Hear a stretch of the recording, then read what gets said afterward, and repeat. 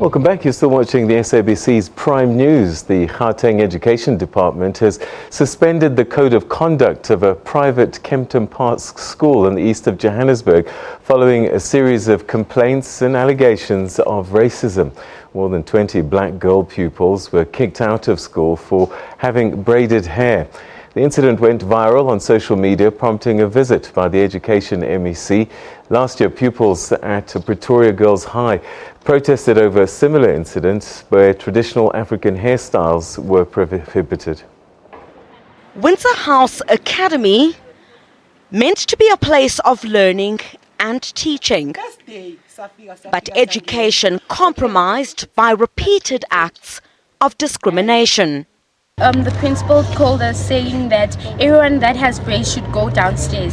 Then when we got downstairs, we waited for her in the hall.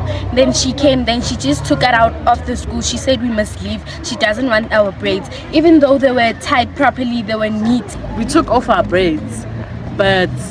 Do you see it as racism? It's racial segregation within the school. It's systematic racism.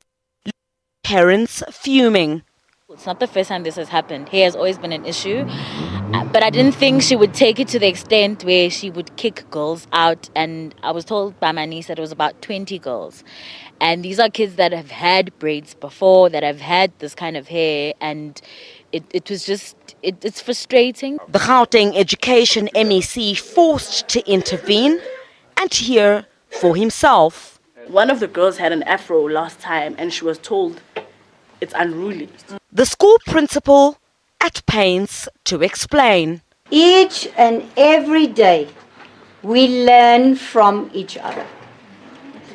What you've said, I'm not going to argue that.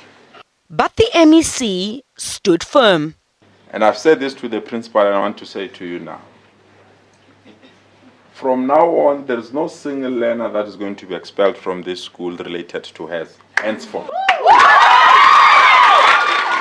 5 students will now be nominated to submit proposals and amendments to the school policy, now on ice for the next 3 months. Lesufi says he will return in 3 months to assess progress on the revised Code of Conduct. Griselda Lewis, SABC News in Kempton Park.